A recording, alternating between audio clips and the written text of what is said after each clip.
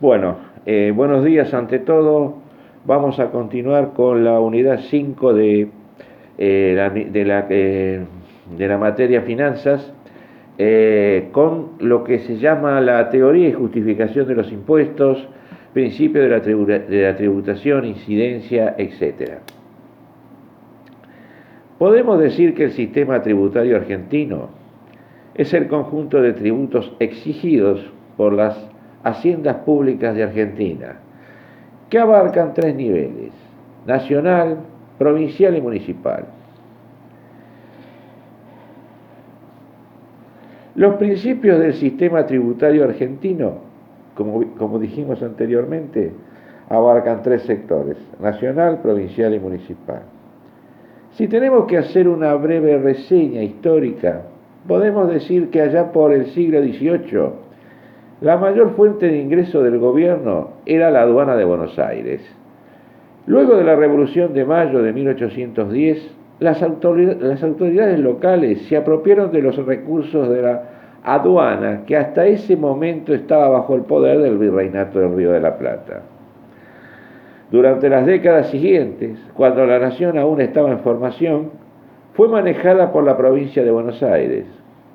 En 1835, Juan Manuel de Rosas impulsó la ley de aduanas, que determinaba la prohibición de importar algunos productos y la imposición de aranceles para otros. En 1890 comienza un periodo caracterizado por la exportación de productos agrícolas, que significó la unificación del mercado interno y la apertura del mercado externo. De esta manera se crearon los impuestos internos, en contraposición a aquellos considerados externos, que eran los aduaneros. La Gran Depresión de 1929 produjo una caída sustancial del comercio internacional, que redujo los recursos generados por la aduana desde un 60% a un 39% en 1931.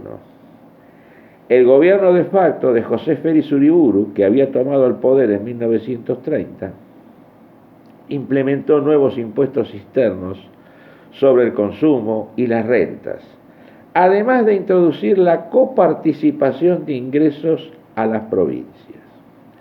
Esto se sumó a otras medidas que delinearían la economía de las siguientes décadas: la creación del Banco Central, el control de cambio, los entes reguladores de la producción y la comercialización, la creación de la antigua DGI, hoy AFIP. A mediados de la década, los impuestos sobre las ventas y las rentas habían crecido hasta significar una parte importante de la recaudación del Estado, referido concretamente a la década del 30, ¿no?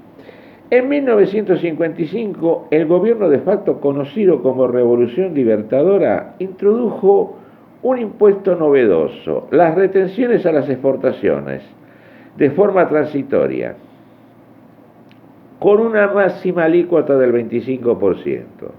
Durante los años 60 se mantuvieron los tributos, aunque las alícuotas fueron más bajas.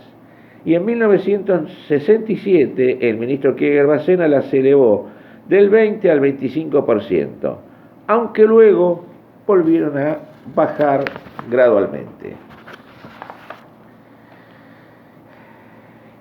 En 1973 se crea el impuesto al valor agregado, IVA, que reemplazó al impuesto a las ventas, nacional, y al impuesto sobre las actividades lucrativas, provincial.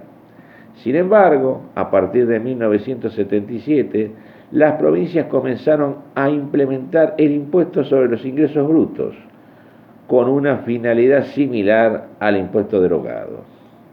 Durante el gobierno militar se eliminaron los derechos a la exportación, aunque volvieron a aparecer al final de la dictadura, en 1982, y se mantuvieron durante el gobierno de Alfonsín.